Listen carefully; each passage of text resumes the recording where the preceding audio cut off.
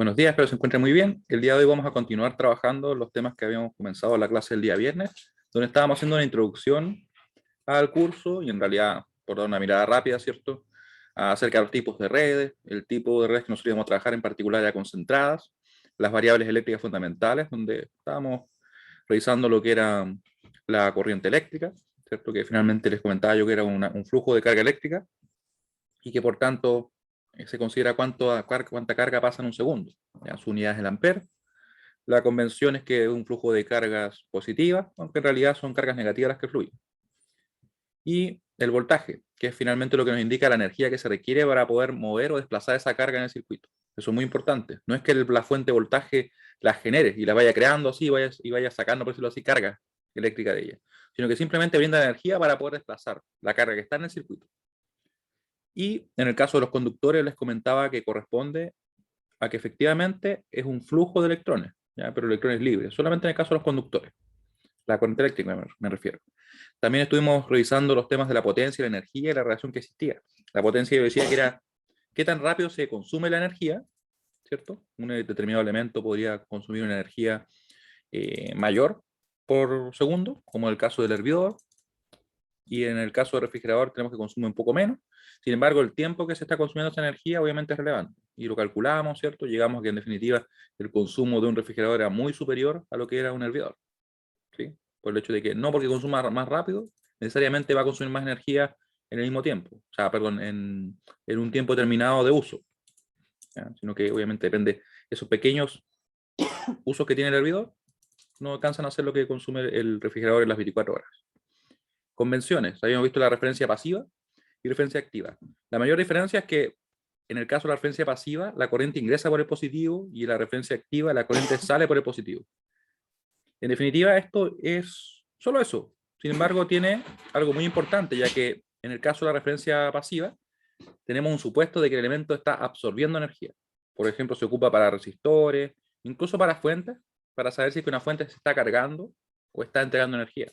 ¿Ya? Porque cuando la fuente está absorbiendo energía, quiere decir que en realidad está trabajando de forma pasiva, por un momento, ¿ya? Eso lo vamos a ver igual posteriormente cuando calculemos potencias.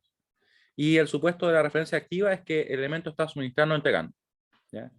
Cada vez que yo hago un cálculo y me da, por ejemplo, positiva la potencia, usando cualquiera de las dos referencias, lo que se comprueba es el supuesto. Si me da negativa, quiere decir que mi supuesto era incorrecto, ¿ya? Si esto parece muy raro por ahora, no se preocupen porque cuando hagamos ejercicio vamos a profundizar un poco más.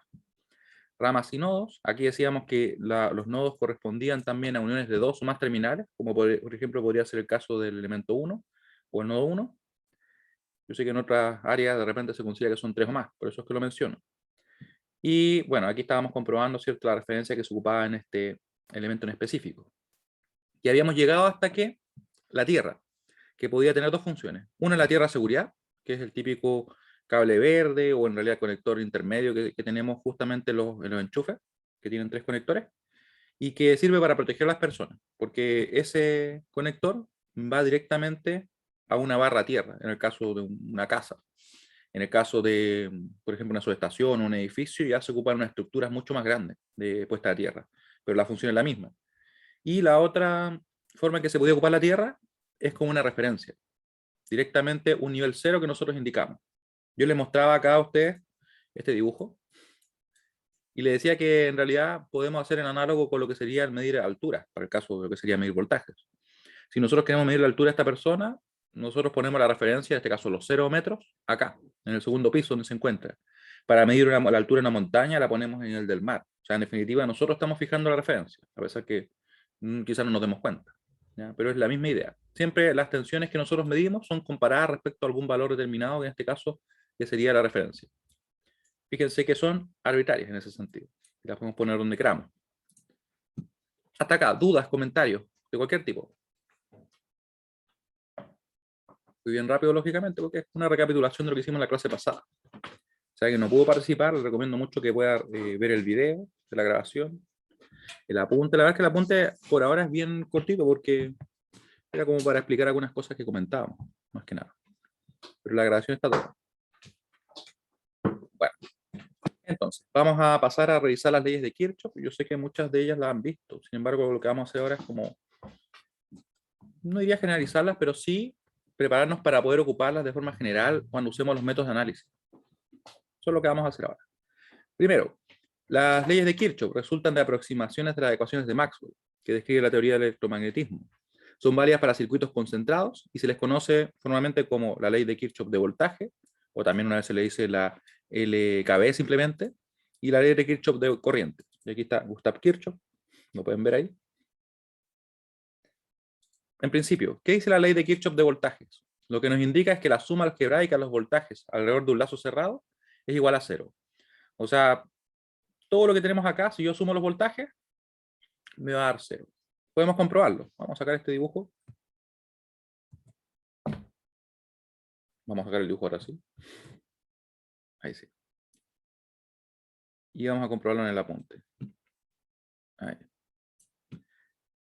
Vamos a tener un apunte por acá nuevo. Tomé la casa. Vamos a ver si ahora sí lo toma.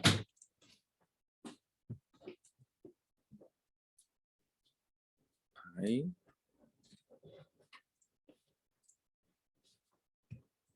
Ahí salió. Estaba saliendo la casa, pero no correspondía. Ya. ¿Qué tenemos acá? Un circuito donde tenemos una tensión B1, B2 y B3. Suelta el lápiz.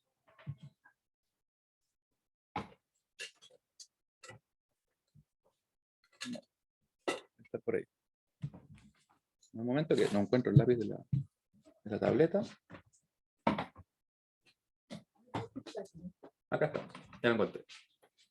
Estábamos sospechando la carita. Pero no. Acá está. Ahora sí que sí. Muy bien. Ya, entonces, como les decía, tenemos un voltaje B1, tenemos un voltaje B2, tenemos un voltaje B3. Y en principio nosotros tenemos que definir un sentido a este lazo. Fíjense que acá está definido como hacia la derecha, ¿cierto? O en el sentido de las manecillas del reloj. Por tanto, vamos a hacer lo siguiente. Vamos a ir dando la vuelta. La flecha coincide acá primero con el más, así que nos va a quedar entonces más B2. Acá, por ejemplo, va a coincidir con el menos, nos va a quedar menos B3. Y aquí nos va a quedar, ¿se fijan bien? Menos B1. Todo eso va a ser igual a 0, es lo que nos está indicando la ley de Kirchhoff de voltajes, ¿cierto? Lo vamos a poner acá. El EKB nos va a indicar que la sumatoria de los voltajes, vamos a ponerle B sub I, desde I igual 0 hasta N, va a ser igual a 0. Esto siempre referido a un circuito cerrado. ¿Se fijan bien? Nosotros podemos ordenarlo. Podemos poner acá, por ejemplo, menos B1, más B2 y menos B3. Y eso va a ser igual a 0. Claramente aquí solo conocemos eso. En realidad dejamos expresada la ecuación únicamente. Ya, nos quedaría algo así. Ahí. Ahora, ¿qué pasaría si es que yo lo defino en sentido contrario? Alguien podría preguntarse. Y en realidad es muy parecido. Miren, vamos a hacer lo mismo. Voy a tomar este circuito. Lo vamos a copiar. Y vamos a pegar por acá. Y vamos a analizar lo que pasa en el sentido contrario. Oh, quedó la casa abajo. Vamos a sacar la casa. Ahí. Y vamos a asumir que ahora vamos a trabajar hacia acá. Vamos a pintarlo por acá. Y lo vamos a hacer en sentido contrario. Ahí está la flecha. Hasta acá. ¿Ya? Y entonces, ¿qué pasaría si que tomamos ese sentido? La verdad es que el análisis es el mismo. Vamos a decir, por ejemplo, está entrando acá, ¿cierto? Al más va a ser más B3. Va a ser después menos B2. Va a ser más B1. Y eso igual a 0. Si ustedes se fijan, acá vamos a tener lo siguiente. Miren, vamos a tener el más B1, vamos a tener menos B2 y el más B3. Pero claramente esta ecuación es totalmente equivalente a la anterior. Basta que yo simplemente multiplique por menos 1 y me va a quedar menos B1, más B2 y menos B3. Entonces ustedes pueden ver que en realidad el sentido que yo tome en cuenta para analizar no va a cambiar el resultado, ¿cierto? Así como nosotros podemos aplicar la LKB. Claramente lo que nos conviene siempre, la verdad es que es trabajar de la misma manera. O sea, yo en particular yo siempre trabajaría en ese sentido y no hace falta cambiarlo. Pero se podría, si uno lo quisiera.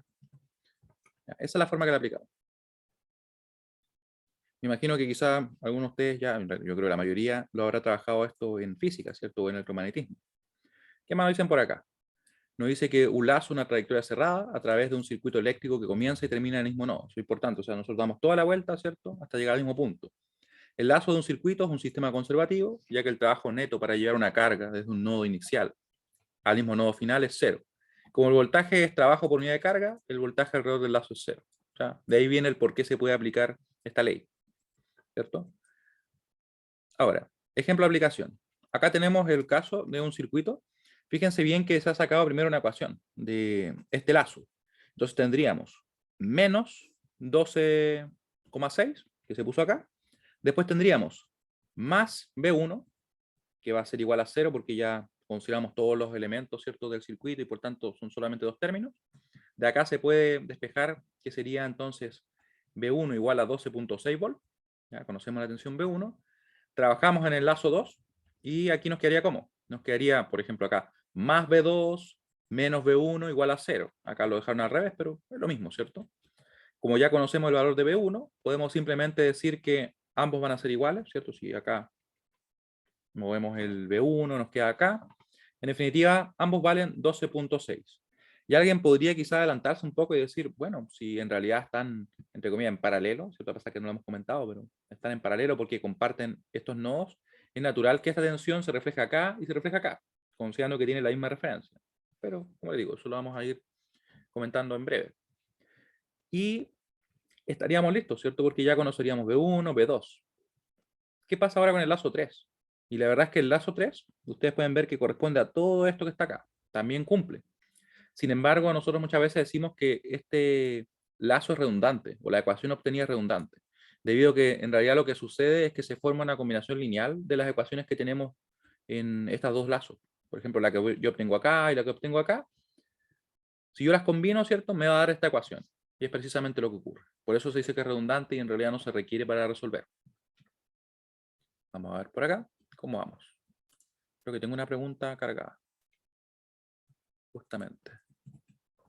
¿Se entiende lo que hemos presentado hasta ahora? Yo sé que son cosas que ustedes han visto. Por ahí el enfoque quizás podría ser ligeramente diferente, pero es bueno para que así Profe, vayamos en la misma línea. Dime. nosotros en física 3 lo veíamos eh, distinto. Por ejemplo, había que sumar el 12,6 ¿Mm? y después restábamos la resistencia que estaba ahí. ¿Mm? Entonces, como que al final lo hacíamos eh, como el lazo contrario, ¿Mm? pero en la misma dirección de ese lazo. No sé si me entiendes. Sí, sí, sí, te entiendo. De todas maneras, lo que busco en este caso es simplemente presentarlo en su forma más pura y que de hecho esto nos permite conectarnos mucho con después el método de Maya, que yo sé que ustedes lo aplican o se lo han visto probablemente, Sí, pero el método de Maya. Eso. claro, lo que pasa es que nosotros lo vamos a aplicar en problemas, la verdad, de un muy alto nivel. O sea, vamos a resolver todos los problemas que se les pueden ocurrir que sean en dos dimensiones. ¿Ya? Así que, más o menos, para que se vayan conectando a cómo lo vamos a aplicar. Y de hecho, ¿saben qué? Vamos a resolver ahora un problema de la guía, un problema que siempre genera dudas. ¿Ya? Así que lo voy a buscar ahora en la guía, que creo que ya está publicada. Es un problema que cuando uno lo resuelve, dice, uy, en realidad no era difícil. Pero créanme que siempre me lo preguntan, así que se me ocurrió de repente resolverlo en la clase, porque yo sé que genera dudas. Es un problema que puede aparecer de más adelante. De hecho, este problema, el problema 11, imagínense. Todavía no hemos visto lo que se requiere para resolver los primeros, pero ya estamos capacitados para resolver este problema. Solo con lo que hemos visto hasta ahora. Y un buen ejercicio siempre. La idea es que a medida que estemos avanzando en las clases, vamos a ir siempre sacando algunos problemas de la guía para resolverlos. Otros los inventos de planos, sí, esa es la verdad. Pero así un poco más entretenido. Ahí. Recuerden que la guía tiene las soluciones también publicadas justo abajo. Fíjense en este problema. Este es de un libro, del fundamento de circuitos eléctricos de Charles Alexander y Matthew Sadiku, que de hecho está disponible. Miren, antes de resolverlo, les aprovecho de recordar eso. Lo quería hacer y se me había olvidado, la verdad. Ahí sí. Bueno, en el aula, como ustedes pueden ver, está publicada la presentación del curso, está la fecha, ¿cierto? Está todo lo que les comentamos en la primera clase inicial. Y tenemos la unidad 1, que se liberó para que ustedes puedan ver estos apuntes, este es el que estamos revisando ahora. Este es otro apunte también que yo por ahí lo reviso como a medias, porque de otras cosas la hago en pizarra. la guía de ejercicio que acabo de abrir, las soluciones, y también está el libro guía. Creo que se lo comenté el viernes, ¿cierto? Y aquí ustedes pueden ingresan como estudiantes, lógicamente, y pueden ver los capítulos y todo. En particular, me parece que está completo, por lo que estuve revisando, y muy bien escaneado. Es un buen libro, así que para que lo puedan chequear. Y por acá está, ¿cierto? Ahí va a cargar. Está medio lento el internet acá, pero bueno. Y ahora lo que vamos a hacer entonces es resolver este problema. ¿Ya? Este es justamente ese libro. ¿Cómo lo podríamos hacer? ¿Qué piensan ustedes? ¿Qué harían acá? Yo digo que con lo que hemos visto ya se puede resolver. ¿Será tan así? ¿Alguna idea? ¿Comentario? Yo diría que podría dividirse en dos mallas o Ya, tres.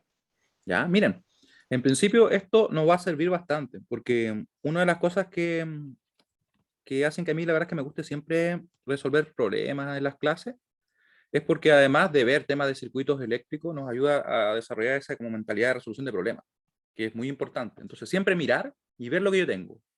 ¿Ya? Entonces, si ustedes se fijan, aquí hay lazos que son posibles, claro, como me dicen, ¿cierto? Alfonso me dice que haría una ecuación por lazo, creo que son 6 lazos posibles, claro, tenemos esas posibilidades así, así y un montón.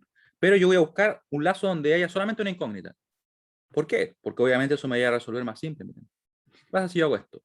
Y le pongo acá, por decirle un nombre, malla 1. Vamos a decirle la malla 1. ¿Qué pasa? Malla 1, le borré el 1, ahí sí.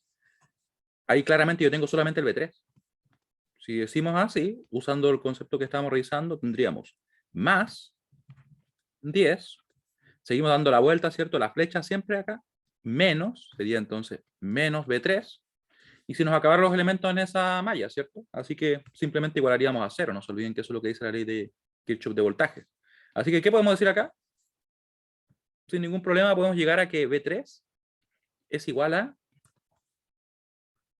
10 simplemente, ¿cierto? Bueno, le puse igual. B3 es igual a 10 volt, ¿cierto? Ya tenemos listo el B3. Y luego, yo creo que ya quizá lo ven, ¿cierto? Como ya conozco B3 y conozco esta tensión, ese B2 de ahí se va a hacer súper directo, ¿cierto? Así que yo voy y digo acá. Ahí. Ahí sí. Y decimos, podemos partir en cualquier punto. Podemos partir acá, por ejemplo. Acá da lo mismo. La flecha coincide primero con el más, así que nos queda más B3. Damos la vuelta, la flecha coincide acá con el más, nos queda más 12. Obviamente son 12 volt, pero lo dejamos con más 12 de momento. Seguimos dando la vuelta, coincidimos con el más B2. Y eso igual a 0, ¿cierto? Eso es lo que dice la ley de Kirchhoff de voltaje. Aquí nosotros podemos ordenarla un poquito, vamos a ver cómo nos queda. Nos va a quedar, de hecho, B3 es conocido, B2 va a ser igual a ¿qué cosa? Va a ser igual a menos 12 menos B3. ¿Cuánto vale entonces el B2?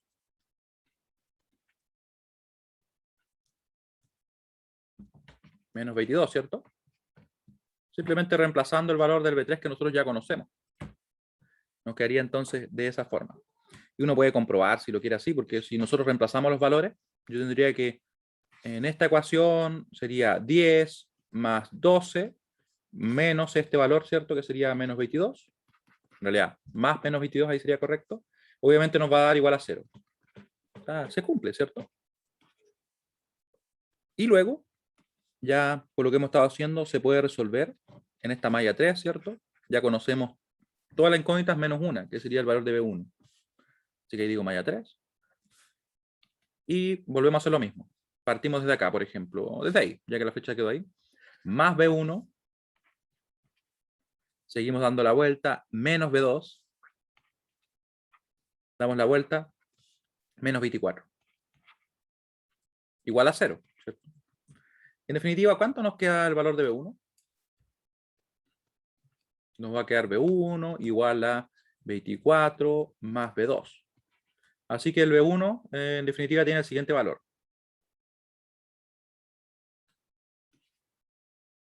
¿Sí? Recuerden que es un valor negativo. Si es que lo puse bien, a ver, déjenme chequear, porque a veces uno escribe cualquier cosa. Ya, según yo sería 24, sí, lo veo bien. Sí, sería 2 efectivamente, ¿cierto? 2 por. Muy bien. Cualquier cosa ustedes vayan revisando.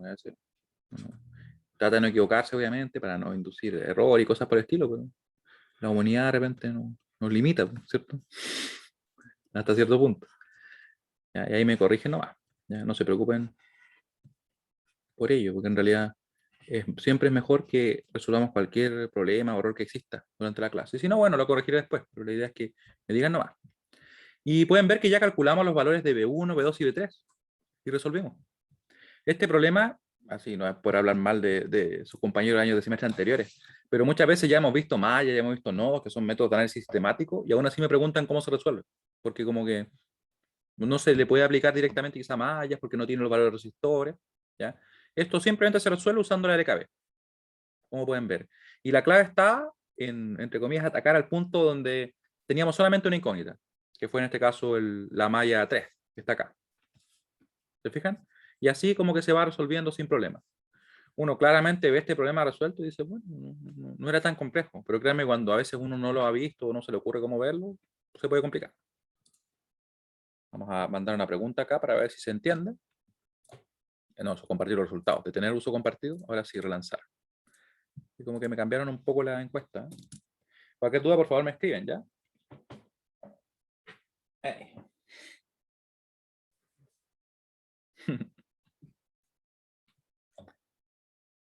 Ya, muy bien. Esto en realidad era, ¿se entiende lo presentado hasta ahora? Esa es la pregunta. Alfonso me pregunta, y dice que se está adelantando un poquito, efectivamente.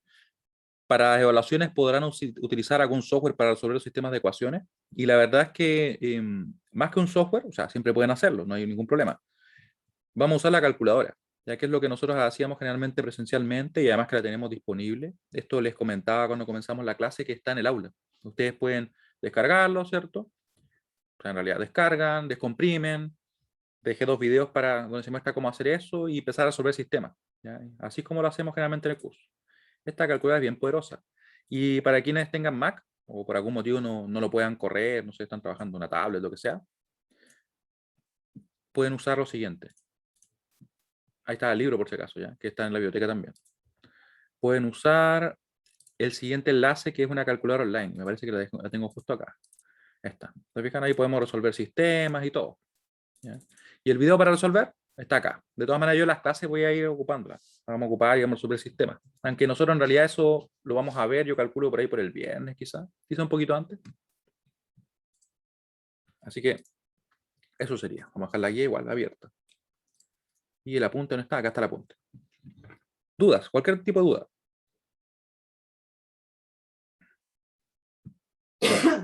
Fíjense que acá nos dicen, la LKB expresa la ley de conservación de la energía, la LKB es independiente de la naturaleza de los elementos.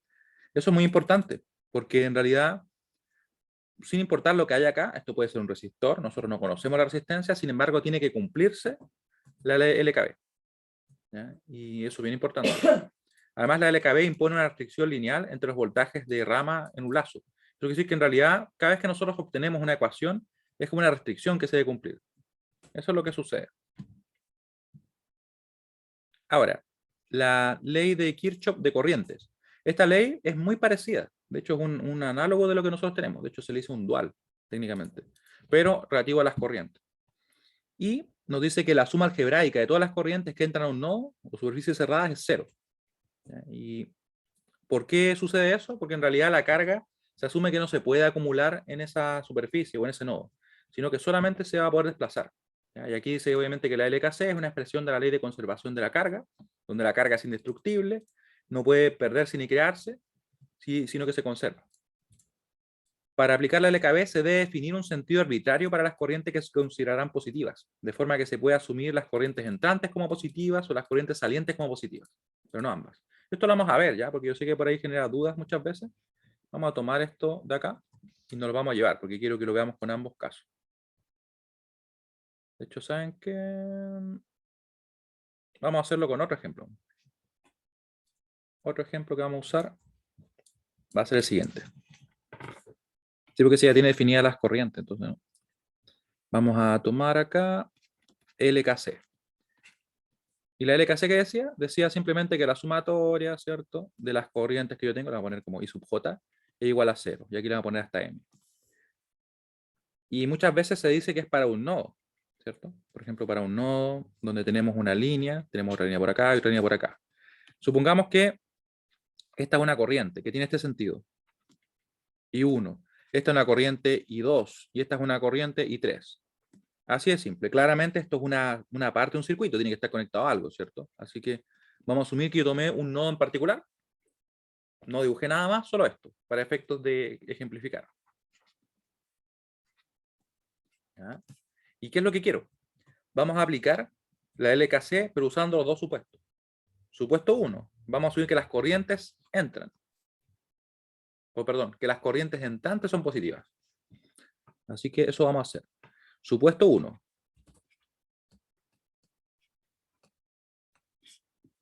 Corrientes entrantes positivas. Con corrientes entrantes positivas.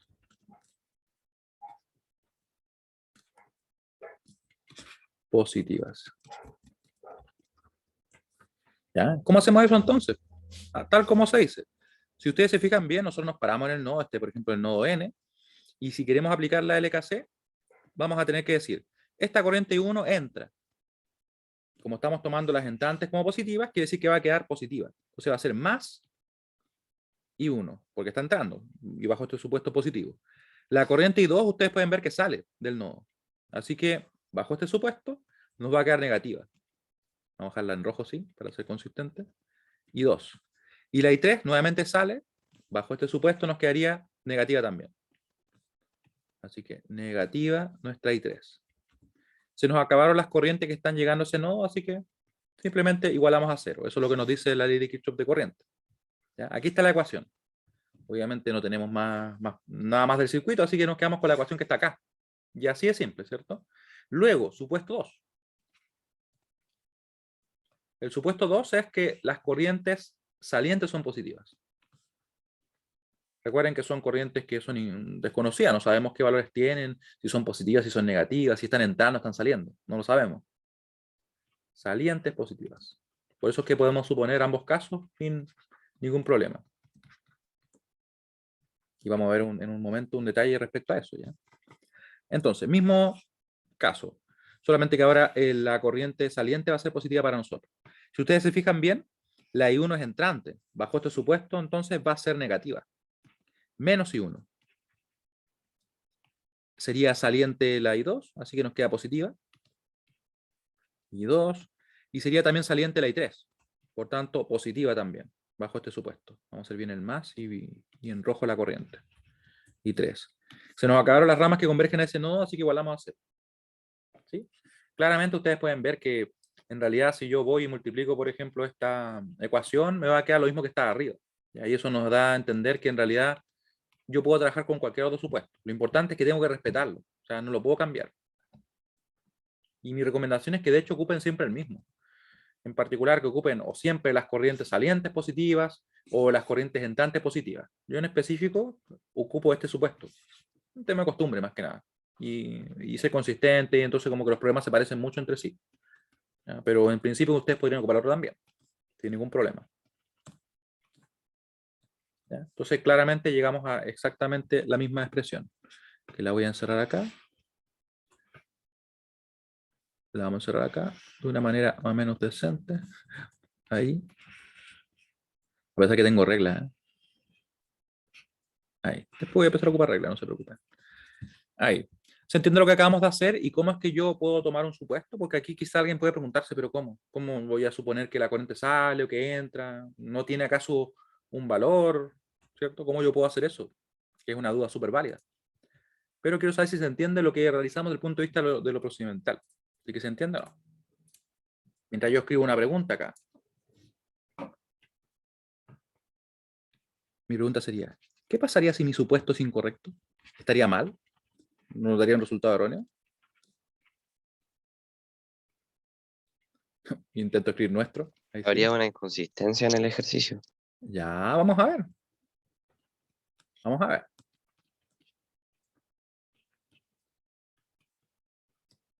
Ah.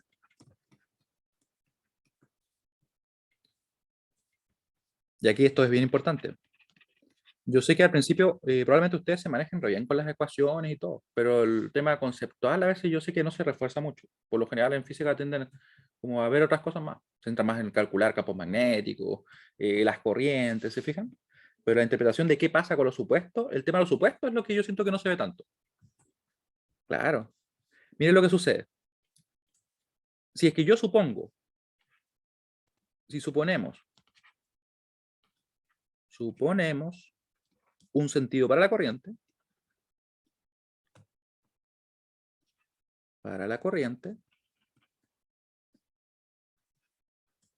y al resolver nos da un valor negativo, o en realidad nos da un valor positivo. Ahora yo creo que ya descubrieron cuál es la diferencia, ¿cierto? Un valor positivo. Eso quiere decir que el supuesto era correcto.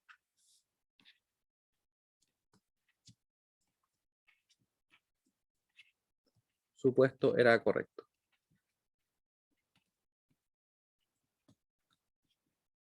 ¿Ya? Y de esa forma, si es que nos da un valor negativo, quiere decir que el supuesto es incorrecto. O sea, si yo supuse, no, mira, yo creo que tenemos la línea acá, yo creo que la I1 va hacia allá, que circula en ese sentido. Y si me da, por ejemplo, que I1 es menos 3 amperes, por decirlo así, lo que sucede es que tenía efectivamente una magnitud de 3 amperes, sin embargo, fluía en el sentido contrario. Eso es todo lo que va a pasar. Por eso es que nosotros podemos suponer lo que queramos y los números van a corregir. Es la ventaja de hacer cálculos así, ¿o no? ¿Ya? Por lo tanto, si el resultado fuera negativo, eso implicaría que nuestro supuesto es incorrecto. ¿Ya? Pero sería todo. Y que en realidad la corriente fluye en sentido contrario. Si el resultado es negativo,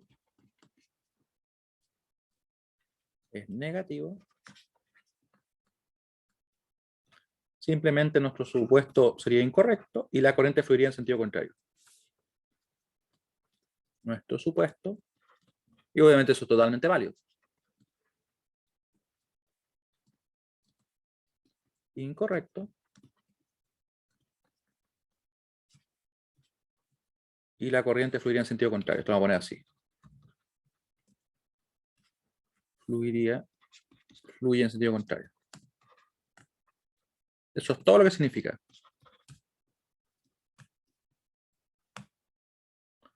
Vamos a ponerlo juntos. Y aquí un pequeño ejemplo acá de una corriente que está circulando por una línea, ¿cierto?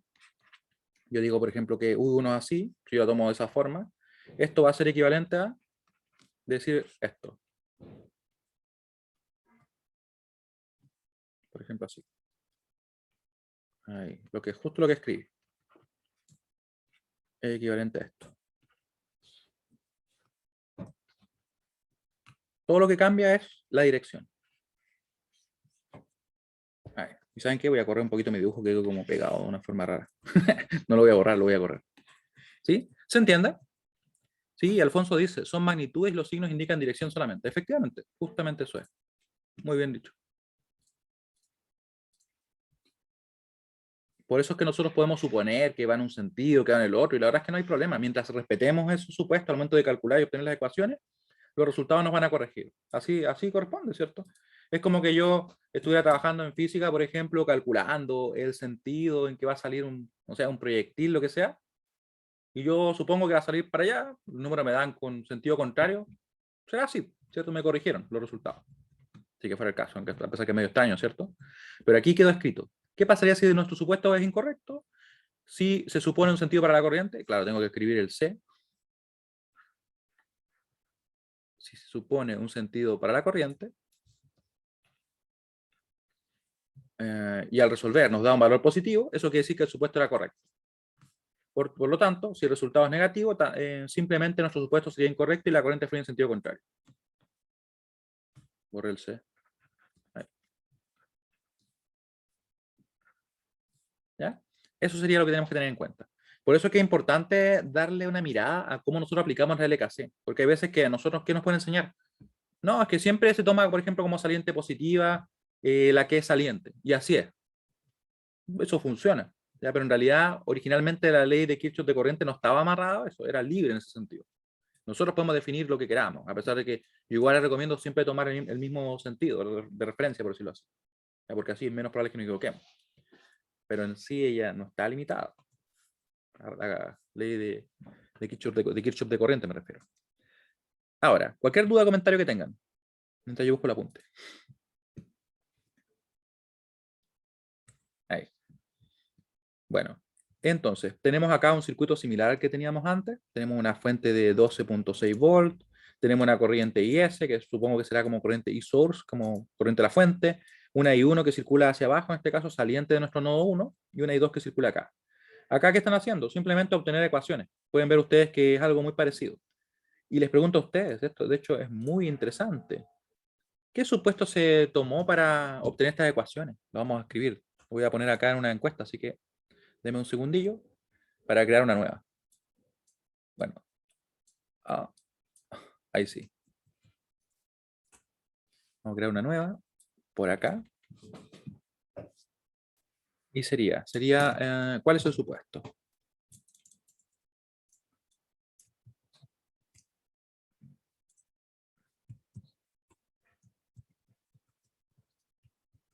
Usado.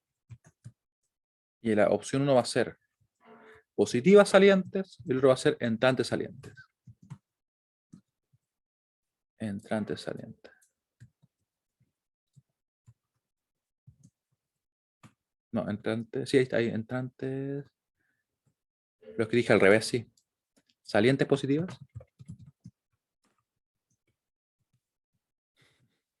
Positivas salientes, la cosa rara que estoy diciendo. Entrantes positivas. Ahí sí. Y se va a ir la pregunta en un momento. Apenas la guarde y la puedo lanzar.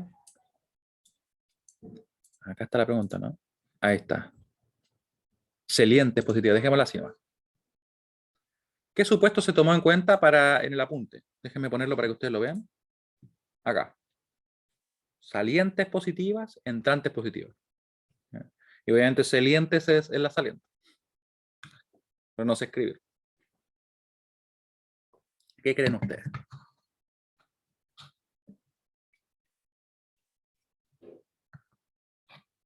Oh. Hay bastantes de los dos.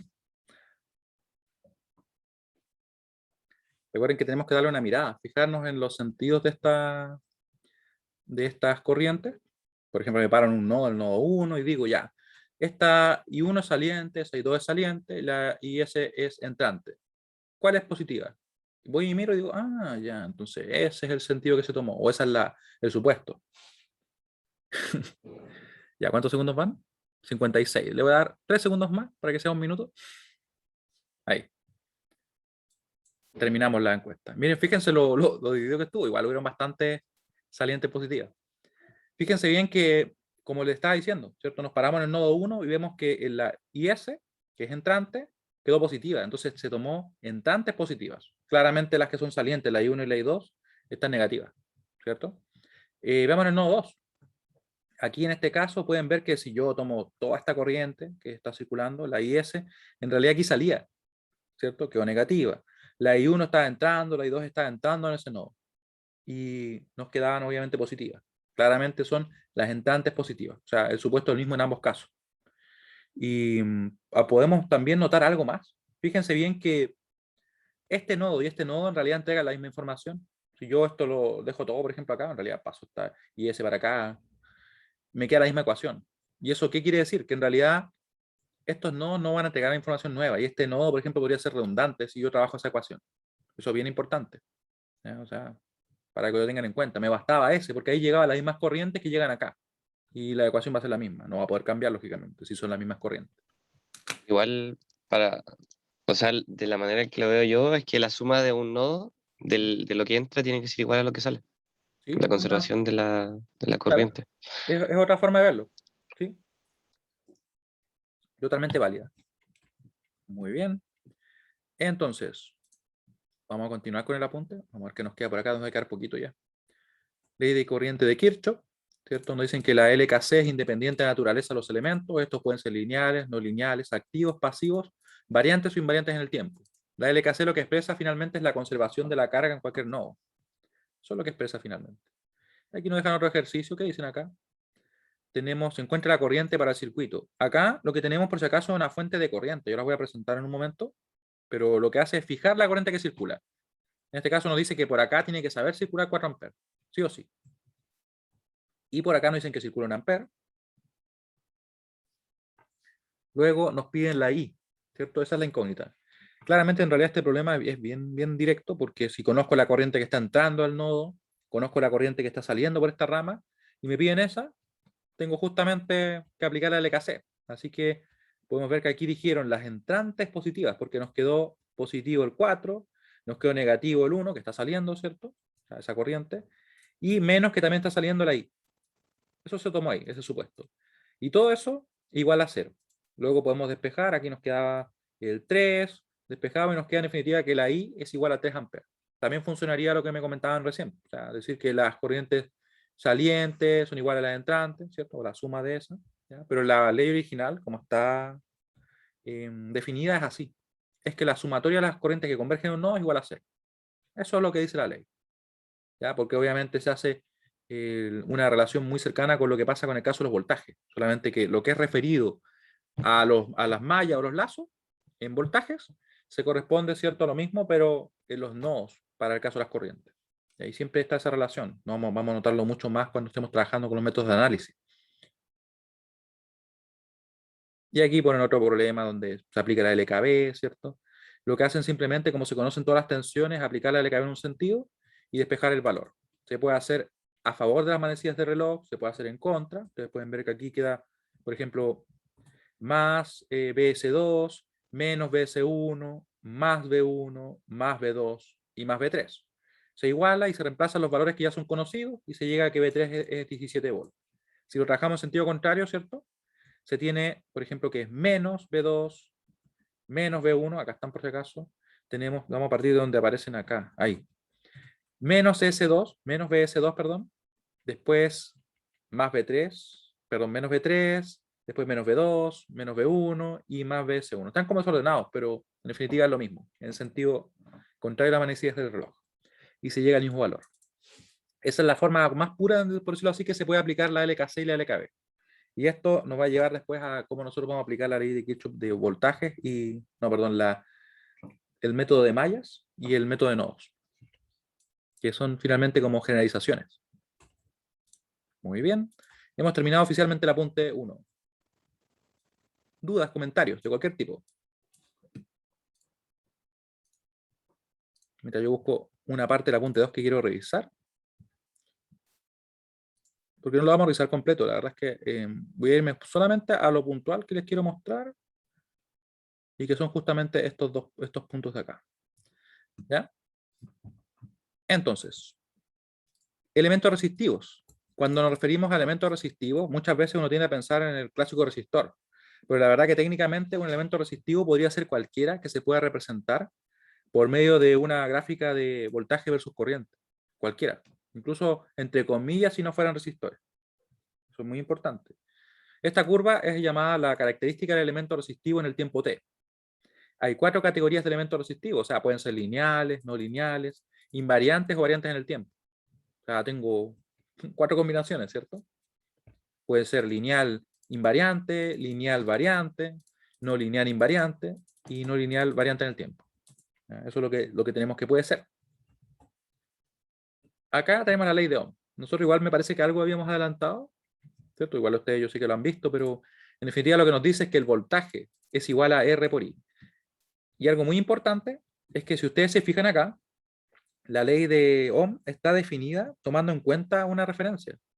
¿Qué referencia se ocupa acá? ¿Referencia pasiva, referencia activa? Voy a mandarles una encuesta de las que tengo creadas. Vamos a ver.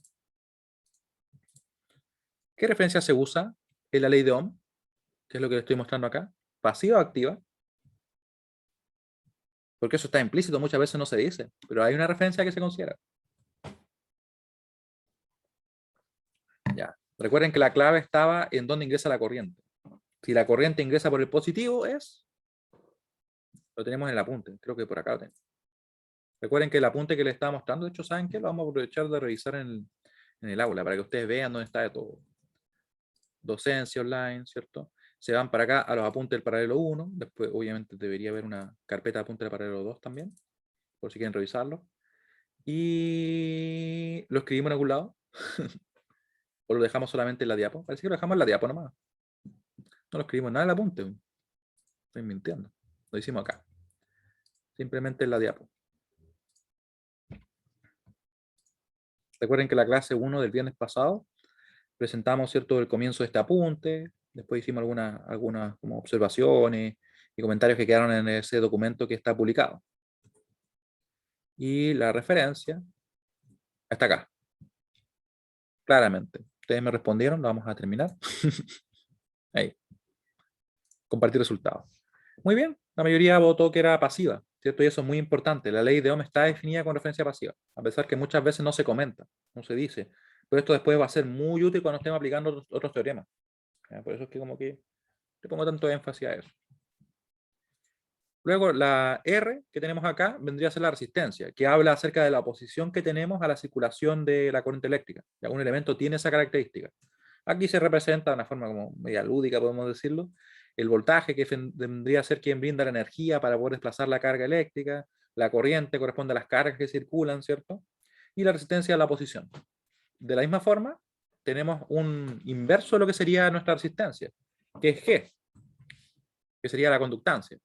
Actualmente se mide en Siemens, la verdad. Ya no se ocupa el mho, que es como el inverso del ohm. Simplemente dar vuelta a la palabra ohm. Ya se ocupa Siemens, va a ser 1 sobre R, y esto estaría hablando de qué tan fácil es que circule la corriente eléctrica por un elemento. ¿Ya? Lo contrario, precisamente la oposición. Y, como le estaba diciendo, la resistencia de un elemento denota su capacidad de resistirse al flujo de corriente eléctrica. Aquí lo que vamos a ver es la característica del elemento lineal invariante, que sería una recta que pasa por el origen y cuya curva es una función independiente de t. Pero quiero que, me voy a llevar este apunte por si acaso, o sea, este pequeño dibujo, lo voy a poner acá y lo vamos a relacionar con algo que nosotros acabamos de ver. ¿Con qué lo vamos a relacionar? Vamos a ver. Si es que lo habían visto así alguna vez. Ya. Fíjense bien, lo voy a poner más grande porque esto después yo lo exporto para que se vea bien. Ahí. Entonces, le vamos a poner un subtítulo también, elementos resistivos. Elementos resistivos. Esta es la última clase en que vamos a usar diapositiva, por si acaso. Adelanto desde ya. Después va a ser todo en el apunte, todo escrito así. ¿Resistores? No, resistivos.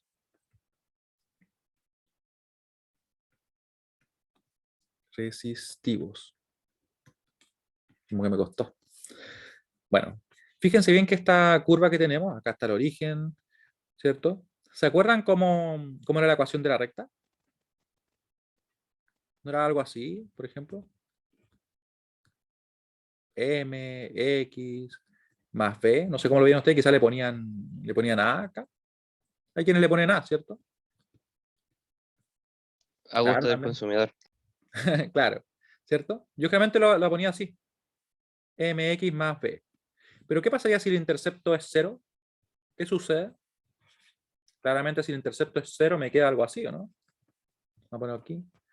Si B es igual a 0, nos queda que es simplemente I de X igual a MX. Yo creo que ya ven que en realidad lo que estoy haciendo acá es decir lo siguiente. Si el voltaje, ¿cierto? Es lo que tenemos como nuestra variable dependiente en realidad, y la corriente es la variable independiente, nos queda así. O sea, lo que estamos viendo es que en realidad la ley de Ohm corresponde a eso, a la ecuación de la recta que tenemos para este elemento. O en realidad la ecuación de la recta nos permite obtener la ley de Ohm. ¿Ya? Pero la ley de Ohm es válida únicamente para un elemento lineal invariante, bajo estas características. ¿Ya? Si yo tengo otra característica, no podría ocupar la ley de Ohm tal cual como nosotros lo hacemos, porque no es algo lineal. Esta es una relación lineal finalmente. ¿Ya? Es una relación lineal. La ley de Ohm es una relación lineal válida para los elementos lineales invariantes.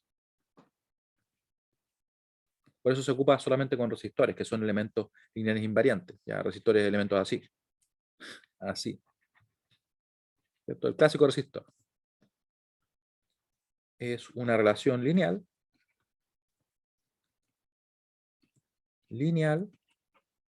válida para elementos lineales invariantes.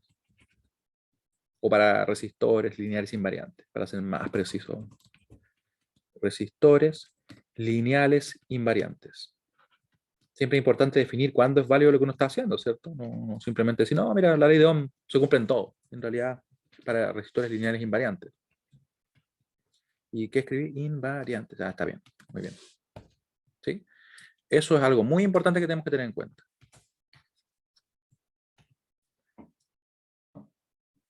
Ahora, en el mismo punto que tenemos por acá, vamos a seguir revisando algunas cosas. Estos son dos puntos bien importantes.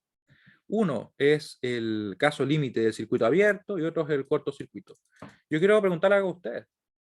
Cuando ustedes piensan acerca de un cortocircuito, ¿qué se imaginan? Me pueden comentar, me pueden escribir.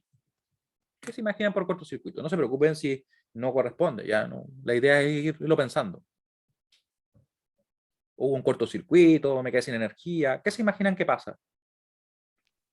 Que se daña el circuito, que es una forma de pensarlo, ¿cierto? A veces uno puede pensar, no, como que se cortó algo, ¿cierto? Se abrió una línea, no sé, me quedé sin energía por eso. Eso puede pensar uno, ¿no? Fuego, también. Ya, Francisco dice, amperaje mayor al límite, va por ahí. Sobrecarga, la verdad es que puede parecerse, pero la verdad es que es un poquito diferente. Pero en principio me gusta que lo piensen así. Ustedes entienden de que algún problema hay, ¿cierto? Sin embargo, a veces lo intuitivo no es precisamente lo que ocurre en la realidad, tal como ocurre. A pesar que va en la línea de lo que ustedes comentan. Me dice por acá una conexión entre dos terminales de un elemento. ¿Ya? ¿Sí una forma de verlo, Francisco? Pero lo que ocurre es lo siguiente. Un cortocircuito corresponde a cuando yo tengo una resistencia muy pequeña. Una resistencia que se puede decir o asumir que es prácticamente cero. ¿Se acuerdan que, según lo que estábamos presentando recién, hablábamos de que la resistencia, o en realidad la curva que teníamos acá, ¿saben qué? Me voy a quedar solamente con esto. Lo vamos a poner por acá para que lo puedan ver. Era representada por medio de una recta, ¿cierto? Una recta que corta el origen. Miren lo que pasa si es que yo hago que la pendiente aumente. Y les voy a preguntar a ustedes algo, ¿ya? Aquí, por ahora lo que estamos buscando es que ustedes como que le den una vuelta, lo piensen, cosas que ya saben ya, porque yo sé que muchas de estas cosas las han calculado, las interpreten un poquito mejor, de acuerdo al punto de vista de los circuitos eléctricos. ¿Qué pasaría si yo tengo una resistencia? Y esta resistencia es así, esta es su curva, vamos a ponerla ahí. Esta R1, esta de acá va a ser R2. ¿Cuál será mayor? ¿Cuál es una mayor resistencia? ¿R1 o R2? Según el dibujo que yo acabo de hacer. R2. ¿Ah? ¿Todos de acuerdo? ¿O alguien piensa que es R1? Recuerden que estamos diciendo que es la pendiente, ¿cierto? En una gráfica de voltaje versus corriente, la resistencia corresponde a la pendiente, ¿cierto? O sea, una mayor pendiente es precisamente la que tenemos acá. Y ahí tendríamos ahí tendríamos una mayor. Bueno, si logro acertarle al punto, lo cual no estoy consiguiendo, ahí sí. Esa es una mayor pendiente, ¿cierto? Menor pendiente, menor pendiente, menor pendiente. Y aquí quiero llegar con esto, que en realidad si yo sigo bajando la resistencia y sigo bajando la resistencia y la sigo bajando, ¿hasta dónde me voy acercando? Ahí Al mismo. cero, voy a permitir que pase más corriente por el Por el circuito. elemento. Claro, exactamente. Y ustedes pueden comprobar que efectivamente eso se cumple. Miren, voy a copiar esto porque quiero no perder el dibujito ya. Esto lo vamos a dejar un poquito más acá. Vamos a dejar por ahí de momento. Y como me dicen, es una pendiente cercana a cero. ¿Y por qué estoy poniéndolo acá? Porque en realidad quiero dibujar un poco acerca de lo que pasa. Porque a veces uno lo ve en el dibujo, entiende que es una mayor pendiente, pero aún así se puede entender mejor. Miren. Fíjense lo que va a suceder. Estamos diciendo que tenemos un voltaje y esto es R por I. ¿Cierto? Eso es lo que dice la ley de Ohm. Si yo me pongo a obtener valores, por ejemplo, y ¿saben qué? De hecho funciona mejor al revés, pensándolo como que el voltaje es el que yo aplico, ¿cierto? Y la corriente es la que obtengo, pero no sirve igual. Miren lo que pasa acá. Si yo tomo en cuenta, por ejemplo, este punto. Lo voy a pensar como voltaje primero, ¿ya? Porque como voltaje es más fácil, porque yo le aplico un voltaje determinado y circula una corriente. Ya que sería entonces pensarlo así.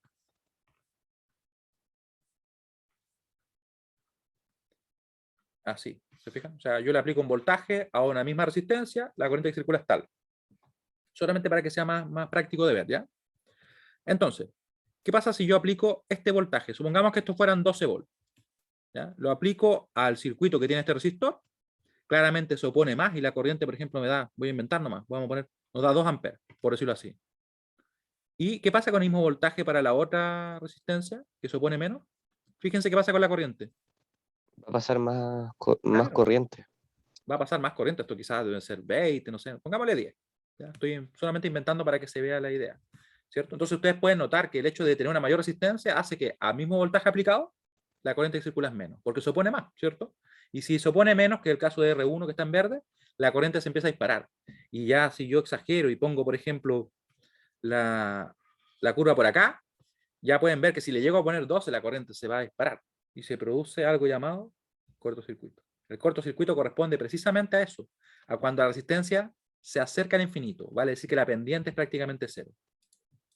¿Ya? Eso es. Y lo vamos a comentar acá. Profe, entonces, ¿cómo ¿Dime? pasa en las casas cuando hay cortocircuito? ¿Qué Ajá. pasa o sea, ¿Sí? claro, teóricamente? Sí, miren, lo que sucede es lo siguiente. Para que haya un cortocircuito, implica que tiene que haber una conexión, por ejemplo, en la fuente directamente a tierra. Por ejemplo, bien simple, si yo tengo acá la fuente, vamos, las casas son fuentes alternas, pero vamos a pensarlo como si fuera una tensión continua, para efecto de que sea más simple. Yo tengo diferentes consumos, esto podría ser, por ejemplo, una habitación, vamos a ponerle como habitación 1, esto podría ser un refrigerador, lo que fuera, ¿me entienden? Y un cortocircuito, para efectos prácticos, es esto, es una unión que hay entre este punto y este punto. Claramente lo que va a pasar acá es que la corriente no va a hacer todo este camino, porque dice, mira, por acá se me oponen un poco, por acá se me oponen más, por ejemplo, a mi circulación, y por acá no se me oponen nada. ¿Qué hace la corriente? Se va por ahí. Y esto genera que se eleve rápidamente. Y de hecho, para que se entienda un poquito mejor, fíjense qué sucedería si nosotros vamos y decimos, oye, ¿sabes qué? Esto por si acaso no lo hagan. Yo voy al enchufe y tomo un alambre de cobre, vamos a ponerlo en café, y lo conecto así. Intuitivamente, ¿qué piensan ustedes que va a pasar si yo hago eso? No lo hagan, por si acaso. Se va a Nivel Super Saiyajin 5, profe. Lo que va a pasar es que se va a fundir. Y de hecho, si nuestra seguridad del circuito está bien, las protecciones, se va a ir la energía. Se va a cortar rápidamente. Si es que la seguridad de nuestro circuito no es muy buena, se va a fundir el cable ahí, se va a quedar pegado, se puede provocar hasta un incendio. ¿Ya? ¿Y por qué va a pasar eso? Piensen que en definitiva, esto que yo acabo de dibujar acá, es como si yo tomara una fuente de 220 volts, aproximadamente, la vamos a asumir como que fuera continua, pero para efectos prácticos nos sirve, y yo le pusiera una resistencia con un valor prácticamente cero. ¿Qué dice la ley de Ohm? Dice que V es igual a R por I, ¿cierto? Pero si yo quisiera calcular la corriente, porque es finalmente la corriente la que produce el efecto, lo que pasaría sería esto. Sería que I va a ser igual a esos 220 dividido en un valor muy cercano a cero, ¿cierto? Pongámosle que fuera 0,1, porque la verdad es que un alambre, a pesar de tener poca resistencia, igual tiene algo. ¿Cuánto nos dará la corriente acá? Nos da supuestamente como 2200 amperes, ¿no? Algo así.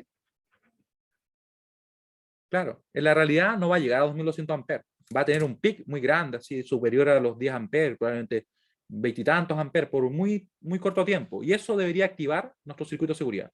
Y si no lo activa, lo que va a suceder es que el cable se va a fundir, porque los cables soportan, digamos, 10 hasta 15 amperes, dependiendo obviamente de cuál estemos usando. Y si yo le pongo un pic de veintitantos, de 30 amperes, se va a fundir en un momento. Y va a empezar se le va a fundir el aislante, se va a derretir el cobre incluso, y se va a quedar pegado ahí. Eso va a pasar, y eso es peligroso, ¿cierto? Obviamente por eso digo que no lo hagan, porque en principio podría provocarse hasta un incendio si es que la protección del circuito no es suficientemente rápida. ¿Se dan cuenta que eso surge por qué? Porque la posición que pone ese elemento es demasiado pequeña y la corriente se puede disparar. ¿Se entiende eso? Vamos a mandar la pregunta. ¿Dónde está la pregunta? ¿Me he presentado hasta ahora? Ahí sí. No voy a compartir resultados, sino que la voy a relanzar. ¿Se entiende? Porque en realidad yo digo que el hecho de poner un alambre y lo que sucede cuando hay un cortocircuito efectivamente es eso, es una resistencia muy pequeña, tanto que la corriente se dispara si yo aplico una misma tensión, rápidamente. No va a llegar a 2200 amperes, eso no es real, pero sí va a tener un pic increíblemente alto, que va a activar la protección, y si no hay protección suficientemente rápida, puede fundir el cable y provocar hasta un incendio. Así que no lo hagan en casa. Es una resistencia muy baja. Muy baja. Y ustedes pueden ver que claramente es como el caso extremo de lo que decía yo, de que va bajando la resistencia y la pendiente cae más pequeña, ¿cierto? Hasta que finalmente se hace prácticamente cero. Y ni siquiera se requiere que sea cero, basta que sea lo suficientemente pequeña. Y del mismo modo, podemos ver que en realidad el cortocircuito no era para nada que se abría el circuito, ¿cierto? No era eso, a pesar que la palabra por ahí podría decirnos como que se cortó y cosas por el estilo, sino que lo contrario, es que el circuito no se opone en nada a la circulación de corriente. Lo que sí sería que se abrió el circuito, ¿qué creen ustedes que es? Está acá, ¿cierto? Lo vamos a destacar. Circuito abierto. Y el circuito abierto, efectivamente, es cuando el circuito se interrumpe. Lógicamente, si yo no tengo un camino, es como que yo voy y lanzo una piedra gigante en un río y quiero que circule agua. En principio, bueno, no hay ni agua ahora, pero no van a circular, ¿cierto? Lo mismo pasa acá. Si yo abro el circuito, teóricamente no debería circular corriente. Sin embargo, en la realidad lo que ocurre es que bajo ciertas condiciones de humedad, a distancia muy cercana, por ejemplo, de dos elementos, podría producirse un arco eléctrico y circular la corriente a través del aire, que el aire, por si acaso, es un gran resistor, se resiste mucho a la circulación de corriente. Pero hay un punto en el cual sí se puede producir. ¿Ya? De hecho, así es como se producen los rayos, ¿no? Las descargas atmosféricas, como dicen ahora. Y como pueden ver ustedes, ¿qué pasaría con el caso del circuito abierto? Es simplemente el caso extremo, pero contrario. O sea, si yo voy aumentando, vamos a hacerlo acá mejor, aumentando, aumentando, aumentando, miren, ahora estoy acertando, aumentando hasta que me acerco tanto al eje, en este caso B, lo que pasa es lo siguiente, que por más que yo le ponga una tensión alta, la corriente que circula es pequeñísima, ¿cierto? Pequeñísima la corriente que circula. Pero por lo general, estamos hablando de que el aire me puede representar resistencia a mí de unos cuantos megaohm a ese nivel, o sea, millones de ohm. Sin embargo, si le pongo una tensión de 700, de 500 kilovolts, puede circular y se producen los arcos eléctricos. Ya, vamos a poner un video para cerrar, déjenme buscarlo, con un arco eléctrico. Veámoslo en YouTube. Arco eléctrico. Oh, este es muy bueno. Esto es en una subestación. Miren.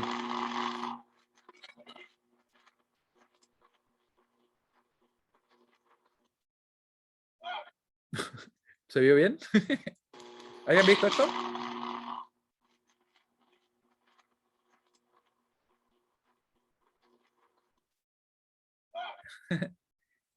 Lo voy a poner por acá.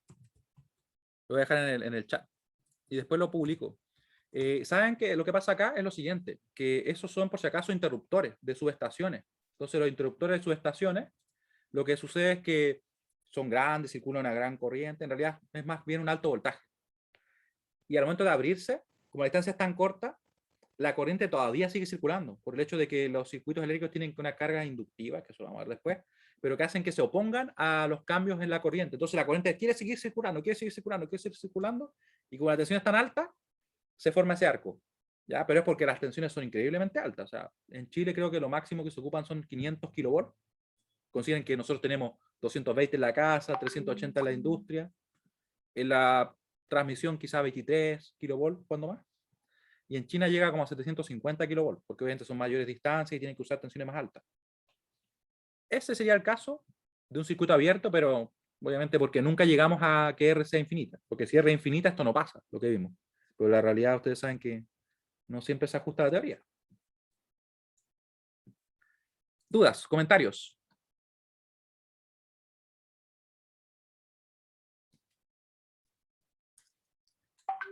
Ya. Entonces, por hoy día estaríamos ok. Esto sería resistencia increíblemente alta. Resistencia muy alta. Ahí. Muy alta. Entre comillas, tendiente a infinito. Pero no infinito. Así como también decía que no tiene por qué ser cero, aquí tampoco llega a infinito, porque en realidad es suficientemente alta. Claro, la resistencia era el aire. Y si el aire está húmedo, ¿cierto? Si la distancia entre los elementos es pequeña, como en este caso que estaban abriendo un interruptor, puede suceder. ¿Ya? Y por eso que las líneas de transmisión, no sé si ustedes han visto cuando van en la carretera, que los cables están súper separados. O sea, uno los ve de lejos y aún así son como más de 1 metro, 2 metros que llevan de distancia. Ni siquiera me ven, ahí sí. ¿Ya? Por eso es que es para que no se produzca esa circulación entre ellos. O que a veces el viento no los mueve y se junten. porque muchas veces se va la energía eléctrica cuando hay temporales, terremotos, porque los cables empiezan a bailar y empiezan a juntarse y se producen cortocircuitos. Falla a tierra, que se le llaman. Cortocircuito, fase a fase y cosas así. Pero bueno, no le quito más tiempo, lo dejamos hasta acá. Le agradezco mucho su participación y nos vemos el próximo miércoles. Que estén muy bien. Chao, chao. Que tengan buena semana. Profe, Chao, chao, profe. profe. Bien. Chao. Chao, Chao, profe. profe, cuídese. Chao, profe, gracias. Igualmente, que estén muy bien.